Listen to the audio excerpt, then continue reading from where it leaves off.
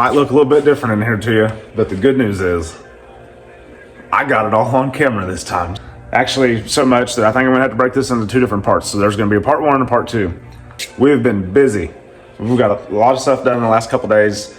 There's a day kind of in between there that, it's getting that time of year. I had to break out the old lawn mower, and it takes 4.5 hours to mow this place. So that ate up a pretty good day. Pyle, he did some weed eating for me, so I didn't have to do a whole lot of weed eating.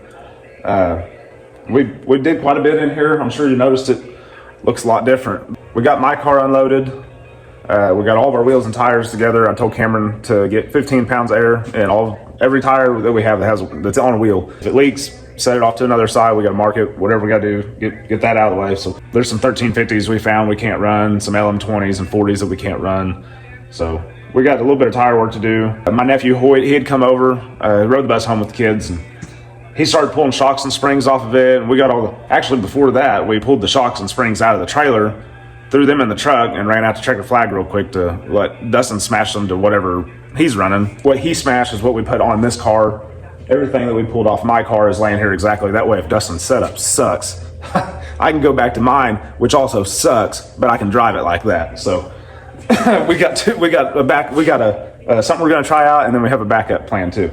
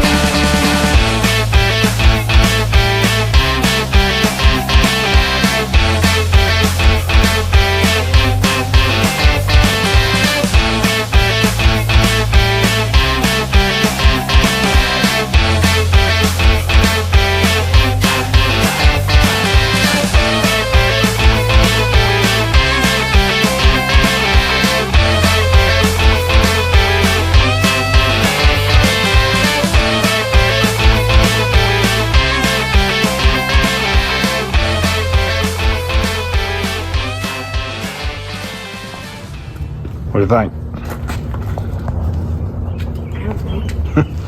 All right, we did some inventory on what we got here. We got all of our shocks and springs out of the trailer.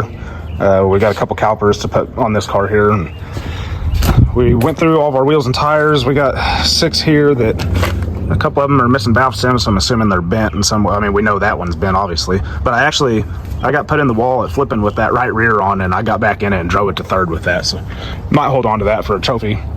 We've got, what do we count? 3, 6, 9, 12, 14 tires that will hold air on a wheel, but I know that's a LM40, an LM20, and a 1350, so we have to unmount some of those we won't be able to use. And we aired everything up to see, because we lose track of what has holes or what doesn't. So we've got all these marked. These all have holes in them. So it's hard to patch a dirt tire, so using those is pretty much out of the question. But we got 4 more bead locks and a non-bead lock right there that we can, if we get some new tires or something, that would be ideal to mount on. We have some other ones that are unmarked over here. We don't know if they have holes or not. And then these last 4 1350s that we just need to get rid of. But we've been staying after it just slowly but steadily.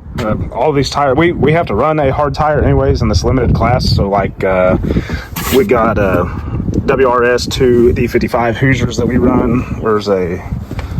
Here's a Cash Money tire, MD56 American Racer. That's another option we can run. They're the chain link style, or they come out with the MD56 Pro 3 American Racers. We're allowed to run those. But in all honesty, the newest tire here is 2 years old. Is the newest one we got. So they're all hard as a rock. They're already a hard tire anyways, and then the 2-year-old tire, they're going to be even harder than that. My car's out of the trailer. We got, you know, pulled the wheels and tires off of it and everything, and then we pulled actually the shocks and springs off of it too. So this is the one I have for sale. That if I'm going to sell one of them, it'll be this one.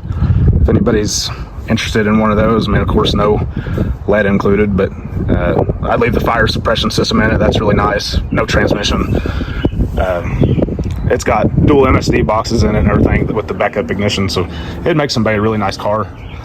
We just I don't know, if we sell it, we sell it. If not, maybe we'll get some motor money before long and have both of them out there. We're trying to leave this is the one I keep saying we're trying to leave together as much as possible.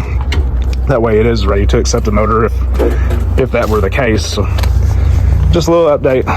That's what you see us. We set the camera up and we put it on scramble mode, so you just see us going wee, wee, wee, wee, wee, wee, wee, wee, all over the place. And this is the progress we're making when you're watching that.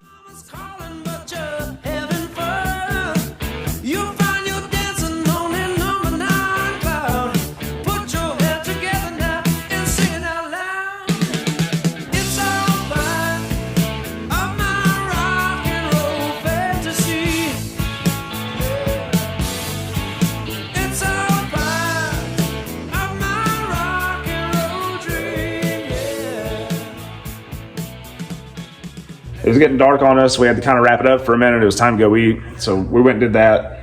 And I come back and I got to thinking about some of those bent wheels, or what I assume are bent wheels. 3 of them had valve stems already, so I went ahead and mounted 1350s on them. And then a 4th one, I took that bead lock that was really bad bent. It had a valve stem in it. I took it out and put it in a 4th one and mounted 4 1350s up, which are what are on my car, just so we could roll it around and we're not got our good, you know, something that we need to use isn't going to be tied up on that car to be able to move it around. So now you got to see the other car that we have. The newer one of these 2 cars, and the way nicer one is way nicer than this one that we're going to put together and run.